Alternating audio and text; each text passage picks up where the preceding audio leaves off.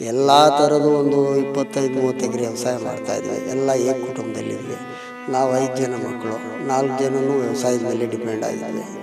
ಎಲ್ಲ ಒಂದೊಂದು ಫೀಲ್ಡ್ನಲ್ಲಿ ಒಂದೊಂದು ಥರ ಇಟ್ಕೊಂಡಿದ್ವಿ. ನಾವು ಏನು ವಿದ್ಯಾವಂತರಾಗಿದ್ರೂ ಎಜುಕೇಷನ್ ಮಾಡಿದ್ರೂ ವ್ಯವಸಾಯದ ಮೇಲೆ ಡಿಪೆಂಡ್ ಆಗಿದ್ವಿ. ಇಲ್ದೇಳೆನಾಗ ಮೆಣಸು ಉಳಿದ್ವಿ. ಮೆಣಸು ಈಗೇನೋ ಇದು ಮಾಡಬೇಕು ಅಂತಿದ್ದೀನಿ. ಇದು ಅಡಿಕೆ ಸ್ವಲ್ಪ ಒಂದು 4-5 ಸಸಿ ಗಿಡಕ್ಕೆ ಬಂದಿದೆ, ಕಟಾವು ಬರ್ತಾಯಿದೆ. ಅಡಿಕೆ ಮಾಡಬೇಕು ಅಂತಿದ್ದೀನಿ. ಅಡಿಕೆ, ಟೊಮೊಟೊ ಮಾಡ್ತಾಯಿದ್ದೀವಿ, ಕ್ಯಾಪ್ಸಿಕಮ್ ಮಾಡ್ತಾಯಿದ್ದೀವಿ, ಬಜ್ಜಿ ಮಾಡ್ತೀವಿ, ಹೂಕೋಸು ಮಾಡ್ತೀವಿ, ಕ್ಯಾರೆಟ್ ಹಾಕ್ತೀವಿ. ಎಲ್ಲ ಥರದ ಬೆಳೆಗಳು ಬೆಳಿತೀವಿ. ಹಸುಗಳು, ಕುರಿ, ಮೇಕೆ ಎಲ್ಲ ಇಟ್ಟಿದ್ವಿ. ಒಂದು ಟೈಮ್ ಹೆಂಗಿಲ್ಲ ಅಂದ್ರೂ ಗೌರ್ಮೆಂಟ್ ಡೈರಿಗೆ ಕೊಡ್ತಾಯಿದ್ವಿ. ಒಂದು ಟೈಮ್ 50 ಲೀಟ್ರ್ ಹಾಲು ಕೊಡ್ತಾಯಿದ್ದೀನಿ. 50 ಕೊಡ್ಬೋದು, 60 ಲೀಟ್ರು ಇರ್ಬೋದು. ಇಲ್ಲ ಒಂದು 20 ಲಕ್ಷ 25 ಲಕ್ಷ ಮಾಡ್ಬೋದು ಹಾಕಿ. ಇಷ್ಟಾಳು ಅದ್ರ ಮೇಲೆ ಡಿಪೆಂಡ್ ಆಗಿ ಮಾಡ್ತೀವಿಲ್ಲ. 20-25 ಒಂದು ವರ್ಷ ಇನ್ನೂ ಸ್ವಲ್ಪ ಕಡಿಮೆ ಆಗ್ಬೋದು, ಒಂದು ವರ್ಷ ಇನ್ನೂ ಜಾಸ್ತಿ ಆಗ್ಬೋದು. ಈ ಥರ ಮಾಡ್ಕೊಂಡು ಹೋಗ್ತಾ ಇದೆ. ಮುಂದೆ ಕೂಡ ಗೌರ್ಮೆಂಟ್ ಆಫೀಸಲ್ಸ್ ಏನಲ್ಲ. ನಾವು ಏನು ವಿದ್ಯಾವಂತರಾಗಿದ್ರೂ ಎಜುಕೇಷನ್ ಮಾಡಿದ್ರೂ ವ್ಯವಸಾಯದ ಮೇಲೆ ಡಿಪೆಂಡ್ ಆಗಿದ್ವಿ. ನಮ್ಮ ತಂದೆನೂ ವ್ಯವಸಾಯ ಮಾಡ್ಕೊಂಬಂದಿದ್ರು. ಆಮೇಲೆ ನಾವು ಬಂದ್ವಿ, ಸ್ವಲ್ಪ ನ್ಯೂ ಮಾಡ್ಕೊಂಡ್ವಿ. ನಮ್ಮ ತಂದೆ ಹಿಂದಿನ ಕಾಲದಂತೆ ಮಾಡ್ಕೊಂಡು ಬರ್ತಾಯಿದ್ರು. ಆಮೇಲೆ ನಾವು ಈಗ ಸ್ವಲ್ಪ ಹೈಯರಾಗಿ ಯಾವ ಥರ ಮಾಡಬೇಕು, ಯಾವ ಥರ ಮಾಡಿದ್ರೆ ಯಾವ ಥರ ಇದಾಗ್ತದೆ ಅಂತ ನ್ಯೂ ಮಾಡ್ಕೊಂಡು ಎಲ್ಲ ಥರದ್ದು ಒಂದು 25-30 ಎಕರೆ ವ್ಯವಸಾಯ ಮಾಡ್ತಾಯಿದ್ವಿ. ಎಲ್ಲ ಏಕ ಕುಟುಂಬದಲ್ಲಿದ್ವಿ. ನಾವು 5 ಜನ ಮಕ್ಕಳು, 4 ಜನನೂ ವ್ಯವಸಾಯದ ಮೇಲೆ ಡಿಪೆಂಡ್ ಆಗಿದ್ವಿ. ಎಲ್ಲ ಒಂದೊಂದು ಫೀಲ್ಡ್ನಲ್ಲಿ ಒಂದೊಂದು ಥರ ಇಟ್ಕೊಂಡಿದ್ವಿ. ಒಂದನ್ನೇ ಮಾಡೋ ವ್ಯವಸಾಯ ಒಂದನ್ನೇ ಇಟ್ಕೊಂಡು ಎಲ್ಲದರಲ್ಲೇ ತೊಡ್ಕೊಂಡಿದ್ದು ಒಂದರಲ್ಲಿ ಹೋಯ್ತು ಅಂದರೆ ಇನ್ನೊಂದರಲ್ಲಿ ಮಾಡೋದು ಬಾಧೆ ಆಗ್ತದೆ. ಅಲ್ಲಿಂಕ ನಾವು ತೋಟ ಇಟ್ಕೊಂಡಿದ್ವಿ. ಅದು ಇಯರ್ ಪೂರ್ತಿ ಬೆಳೆ ತೆಗಿತಾ ಇರ್ಬೋದು, ಕಟಾವು ಮಾಡ್ತಾ ಇರ್ಬೋದು, ಇದು ಮಾಡಿ ಮಾರ್ಕೆಟ್ಗೆ ಹೋಗ್ತಾ ಇರ್ತದೆ. ಅಷ್ಟು ಇಷ್ಟು ಕಾಸು ಮಾಡ್ತಾ ಇರ್ತದೆ. ಹಸುಗಳು, ಕುರಿ, ಮೇಕೆ ಎಲ್ಲ ಇಟ್ಟಿದ್ವಿ. ಒಂದು ಟೈಮ್ಗೆ ಹೆಂಗಿಲ್ಲ ಅಂದ್ರೂ ಗೌರ್ಮೆಂಟ್ ಡೈರಿಗೆ ಕೊಡ್ತಾಯಿದ್ದೀನಿ. ಒಂದು ಟೈಮ್ಗೆ 50 ಲೀಟ್ರ್ ಹಾಲು ಕೊಡ್ತಾಯಿದ್ದೀನಿ. 50 ಕೊಡ್ಬೋದು, 60 ಲೀಟ್ರು ಇರ್ಬೋದು, ಇಲ್ಲ 40 ಲೀಟ್ರು ಇರ್ಬೋದು. ಅಂದರೆ ಈಗ ಒಂದು ಕರು ಆಗ್ತಾಯಿದ್ರೆ ಇನ್ನೊಂದು ಹಾಲು ಬಿಡ್ತಾ ಇರ್ತೀವಿ. ಈ ಥರ ಯಾವತ್ತಕ್ಕೂ ನಿಲ್ಲಂಗೆ ಇಲ್ಲ, ಒಂದೇ ಥರ ಹೋಗ್ತಾ ಇರ್ತದೆ ಗೌರ್ಮೆಂಟ್ ಡೈರಿಗೆ. ಅದು ಒಂದು ತಿಂಗಳಿಗೆ 15 ದಿವಸ ಬಟವಾಡ 35ರಿಂದ 36, 37, 28 ಮೇಲೆ 30-35 ಸಾವಿರ ಬರ್ತದೆ. ಒಂದು ತಿಂಗಳಿಗೆ ಅದೊಂದು 70 ಸಾವಿರ ಆಯಿತು. ಆ ಥರ ಮಾಡಿದ್ವಿ. ಕುರಿ, ಮೇಕೆ ಇಟ್ಕೊಂಡಿದ್ವಿ. ಅವುಗಳಿಗೂ ಅಷ್ಟೇ ಎಲ್ಲ ಸ್ವಲ್ಪ ಬಾಡ್ಲಾಗಿ ಬಾಕ್ಸ್ಗಳು ಹಾಕ್ಬಿಟ್ಟು ಮೇವುಗಳು ಹಾಕಿ ಇದು ಮಾಡ್ತಾಯಿದ್ವಿ. ಓಪನ್ ಆಗಿ ತುಂಬ ಸಡ್ಡುಗಳಾಗ್ಬೇಡಿ ಹಾಕಿ ಏನು ಮಾಡಿಲ್ಲ. ಹೈಟೆಕ್ ಸಡ್ಡುಗಳೇನು ಮಾಡಿಲ್ಲ. ಹೈಟೆಕ್ ಸಡ್ಡುಗಳಲ್ಲಿ ಮಾಡಿದರೂ ಕೂಡ ಏನಂತ ಇಳುವರಿ ಬರ್ತಾಯಿಲ್ಲ. ಬೆದರು ಬೀಳುವಂಥದ್ದು, ಗೊರ್ಚಿಗಳು ಬೆಳೆಯುವಂಥದ್ದು, ಅದರಿಂದ ಅದು ಇಳು ಬರ್ತಾಯಿಲ್ಲ. ಅದಕ್ಕೆ ನೆಲದ ಮೇಲೆ ಇಟ್ಕೊಂಡೆ ಮೇಕೆಗಳನ್ನ, ಕುರಿಗಳು ಸಾಕ್ತಾಯಿದ್ದೀನಿ. ಮೇಕೆ ಕುರಿಗಳಿಗೂ ಒಳ್ಳೆ ವ್ಯಾಲ್ಯೂಯೇಷನ್ ಇರುವಂಥ ಮೇಕೆಗಳೇ ಇಟ್ಟಿದ್ದೀನಿ, ಒಳ್ಳೆ ವ್ಯಾಲ್ಯೂಯೇಷನ್ ಇರುವಂಥ ಕುರಿಗಳೇ ಇಟ್ಟಿದ್ದೀನಿ. ಒಂದು ಟೈಮ್ಗೆ ಹೆಂಗಿಲ್ಲ ಅಂದ್ರೂ ಒಂದು ಬಾರಿ ಮಾರಿದಾಗ ಮೇಕೆಗಳಲ್ಲಿ ಒಂದು 4-5 ಲಕ್ಷ ಮಾರಿರ್ತೀನಿ, ಕುರಿಗಳಲ್ಲಿ ಒಂದು 2-3 ಲಕ್ಷ ಮಾರಿ ಇರ್ತೀನಿ. ಒಂದು ಬಾರಿ ಪಟ್ಲಿಗಳನ್ನ ಈ ಥರ ತೆಗೆದಾಗ ಇನ್ನು ಹುಟ್ಟಿರೋವಂಥವನ್ನ ತಿರುಗಿ ಸೈಡ್ಗೆ ಹಾಕ್ತೀವಿ. ಸೈಡ್ನಾಗ ಸ್ವಲ್ಪ ಇಂಪ್ರೂವ್ಮೆಂಟ್ ಮಾಡ್ಕೊಂಡು ಅವನು ತಿರುಗಿ ಮಾರ್ಕೊಡ್ತಾ ಇರ್ತೀವಿ.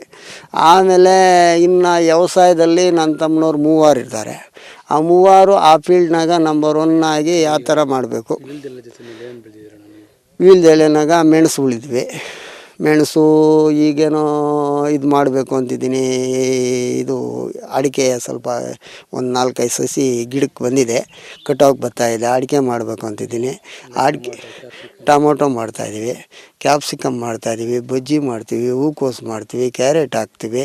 ಎಲ್ಲ ಥರದ ಬೆಳೆಗಳು ಬೆಳಿತೀವಿ. ಇದು ಎಂತಲ್ಲ ಒಂದು ಬೆಳೆ ಅಲ್ಲ, ಎಲ್ಲ ಥರದ ತರಕಾರಿ ಬೆಳೆಗಳು ಏನೇನೈತೋ ಆ ತರಕಾರಿ ಬೆಳೆಗಳು ಪೂರ್ತಿ ಬೆಳಿತೀವಿ. ಯಾವುದೇ ಮಾಡಿದ್ರೂ ಸ್ವಲ್ಪ ಅಚ್ಚುಕಟ್ಟಾಗಿ ನೀಟಾಗಿ ಮಾಡ್ತೀವಿ. ಈಗಲೂ ಸ್ವಲ್ಪ ಇನ್ನೂ ಜಾಸ್ತಿ ವ್ಯವಸಾಯ ಜಾಸ್ತಿ ಇರೋದ್ರಿಂದ ಬಾಳೆ ಗಿಡ ಒಂದು 7-8 ಎಕರೆ ಏಲಕ್ಕಿ ಬಾಳೆನ ಹಾಕೋಣ ಅಂದ್ಬಿಟ್ಟು ಎಲ್ಲ ನಾಟಿ ಮಾಡಿಬಿಟ್ಟಿದ್ವಿ.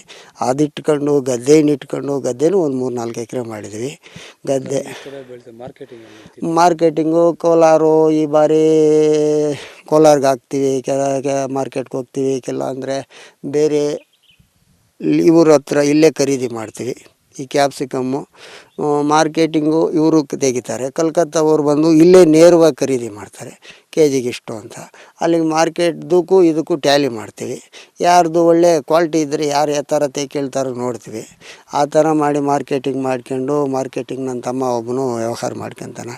ಇನ್ನೊಬ್ಬ ತಮ್ಮ ಗೊಬ್ಬರ ಅದು ಇದು ಔಷಧಿಗಳದ್ದು ಅದು ನೋಡ್ಕೊಂಡು ಆಮೇಲೆ ಎಲ್ಲ ಒಂದೇ ರೀತಿಯೇ ಇದು ಮಾಡ್ಕೊಂಡು ಹೋಗ್ತಾ ಇದ್ವಿ. ಇದರಲ್ಲಿ ನಮಗೇನು ಅಂತ ಹೇಳೋನು ಅಂತ ನೋವು ಉಂಟಾಗಿಲ್ಲ, ನಷ್ಟನೂ ಉಂಟಾಗಿಲ್ಲ. ಸಮಗ್ರವಾಗಿ ಎಲ್ಲ ಇಟ್ಕೊಂಡು ಎಲ್ಲ ಮಾಡ್ತಾ ಇರೋದ್ರಿಂದ ವೆಹಿಕಲ್ಸು ನಮ್ಮದೇ ಇಟ್ಕೊಂಡಿರೋದ್ರಿಂದ ನಮ್ಗೆ ಈಗ ಏನೋ ಅದು ಏನಪ್ಪ ಹಿಂಗಾಯಿತು ಈ ಥರ ಆಯಿತು ಅಂದ್ಕೊಂಡಿಲ್ಲ. ಒಂದರಲ್ಲಿ ಹೋಗ್ತದೆ, ಒಂದರಲ್ಲಿ ಬರ್ತದೆ, ಕನಿಷ್ಠ ಪಕ್ಷ ಎಲ್ಲದರಲ್ಲಿ ಬರ್ತದೆ ಅಂತೇಳಿ ಮಾಡೋಕ್ಕಾಗಲ್ಲ. ಮಾಡಿದ್ದನ್ನು ಕ್ರಮಬದ್ಧವಾಗಿ ಮಾಡ್ತೀವಿ. ಏನೇ ಮಾಡಲಿ ಬೆಳೆನ ಅದು ರೇಟ್ ಬರ್ತದೋ ಬಿಡ್ತದೋ, ಬಂಡವಾಳ ಹಾಕೋದ್ರಾಗೆ ಆಗಿರ್ಬೋದು, ಮೇಂಟೆನರ್ಸ್ ಆಗಿರ್ಬೋದು, ಗೊಬ್ಬರ ಎಲ್ಲ ಕರೆಕ್ಟ್ ಕಟ್ತೀವಿ. ಆದರೆ ನಾವು ಯಥೇಚ್ಛವಾಗಿ ಕೊಟ್ಟಿಗೆ ಗೊಬ್ಬರ ಜಾಸ್ತಿ ಯೂಸ್ ಮಾಡ್ತೀವಿ. ನಾವು ಸೀಮೆ ಗೊಬ್ಬರನ ಅದನ್ನು ಕಡಿಮೆ ಯೂಸ್ ಮಾಡೋದು, ಏನೋ ಸ್ವಲ್ಪ ಮಾಡ್ತೀವಿ. ಹೆಂಗಿಲ್ಲ ಅಂದರೂ ಒಂದು ವರ್ಷಕ್ಕೆ 5-6 ಲಕ್ಷ ರೂಪಾಯಿ ಗೊಬ್ಬರ ತೆಗಿತೀನಿ. ನಮ್ಮದು ಒಂದು 2-3 ಲಕ್ಷ ಮೇಲೆ ಬೀಳ್ತದೆ ಗೊಬ್ಬರ. ಇಷ್ಟು ಸಾಲಲ್ಲ ನಮ್ಗೆ. ಇಷ್ಟು ಬರೀ ಅದನ್ನ ಜಾಸ್ತಿ ಯೂಸ್ ಮಾಡೋದ್ರಿಂದ ನನಗೆ ಈಳಲ್ಲಿ ತುಂಬ ಒಳ್ಳೆ ಇಳುವರಿಗಳು ಬರ್ತವೆ. ಕ್ರಾಪಾಗಿ ಏನೂ ಹೆಚ್ಚು ಕಮ್ಮಿಗಳು ಬರ್ತಲ್ಲ. ಏನಾದರೂ ಹೆಚ್ಚು ಕಮ್ಮಿಗಳು ಬಂದರೆ ಈಗ ಇದೇ ಬಜ್ಜಿನಾಗೆ 19 ರಕ ಆಗಿಬಿಡ್ತದೆ ತೋಟ. ಒಂತಾಗ ಕೆಂಜರ್ಕೊಂಡಿರ್ತದೆ, ಒಂತಾಗ ಸಣ್ಣಕ್ಕಾಗಿಬಿಡ್ತದೆ. ಏನೂ ಇಲ್ಲ, ನಾವು ಆ ಒಂದು ಮ್ಯಾಕ್ಸಿಮಮ್ ಮಡಿಕೊಂಡು ನೀಟಾಗಿ ಮಾಡೋದ್ರಿಂದ ಒಂದೇ ಕ್ರಾಪು ಒಳ್ಳೆ ಈಳು ಬರ್ತದೆ, ಏನೋ ಒಂದಷ್ಟು ಕಾಸು ಆಗ್ತದೆ ಅನ್ನೋದು ಒಂದಿದು. ಯಾವುದೇ ಮಾಡಿದರೂ ಕ್ರಮಬದ್ಧ ಎಲ್ಲ ಒಂದು 20 ಲಕ್ಷ 25 ಲಕ್ಷ ಮಾಡ್ಬೋದು ಹಾಕಿ. ಇಷ್ಟಾಳು ಅದ್ರ ಮೇಲೆ ಡಿಪೆಂಡ್ ಆಗಿ ಮಾಡ್ತೀವಿ. ಇಲ್ಲ 20-25 ಒಂದು ವರ್ಷ ಇನ್ನೂ ಸ್ವಲ್ಪ ಕಡಿಮೆ ಆಗ್ಬೋದು, ಒಂದು ವರ್ಷ ಇನ್ನೂ ಜಾಸ್ತಿ ಆಗ್ಬೋದು. ಈ ಥರ ಮಾಡ್ಕೊಂಡು ಹೋಗ್ತಾ ಇದ್ದೀವಿ.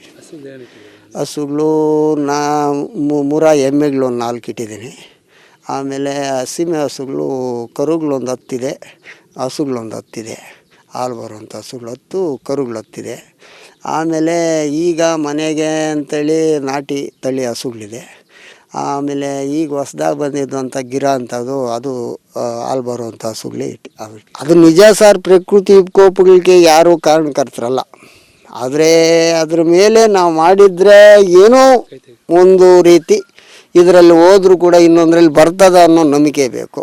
ಒಂದು ಎರಡನೇದೇನಪ್ಪ ಅಂತಂದರೆ, ಇವತ್ತು ವ್ಯವಸಾಯ ತುಂಬ ಕಷ್ಟಕರವಾಗಿ ಮಾಡಬೇಕಾಗ್ತದೆ. ಯಾವುದ್ರ ಮೇಲೂ ತುಂಬ ಬಂಡವಾಳ ಜಾಸ್ತಿ ಹಾಕ್ಬೇಕಾಗ್ತದೆ. ಅವ್ನು ಪೇಪರ್ ಹಾಕಬೇಕು, ಒಂದು ಇದು ಮಾಡಬೇಕು, ಎಲ್ಲಕ್ಕೂ ಕಾಸ್ಟ್ಲಿನೇ ಇದೆ. ಎಲ್ಲ ಕಾಸ್ಟ್ಲಿನೇ ಇದ್ದರೂ ಕೂಡ ಇದೇನಾದರೂ ಬೇರೆ ಕಡೆ ಅಲ್ಲಿ ಇಲ್ಲಿ ಸ್ವಲ್ಪ ಕಾಸು ತಗೊಂಬಂದು ಹಾಕಿದರೆ ಅಂಥ ರೈತರು ಯಾರೇ ಆಗಿರ್ಬೋದು ಅವ್ನು ಲಾಸ್ನಾಗೇ ಬರ್ತಾಯಿರ್ತಾನೆ. ಯಾಕೆ ಬರ್ತಾಯಿರ್ತಾನೆ ಅಂದರೆ, ಒಂದ್ರ ಮೇಲೆ ಹಾಕಿರ್ತಾನೆ, ತಂದಿರ್ತಾನೆ, ಒಂದ್ರ ಮೇಲೆ ಹಾಕಿರ್ತಾನೆ ಪಾಪ.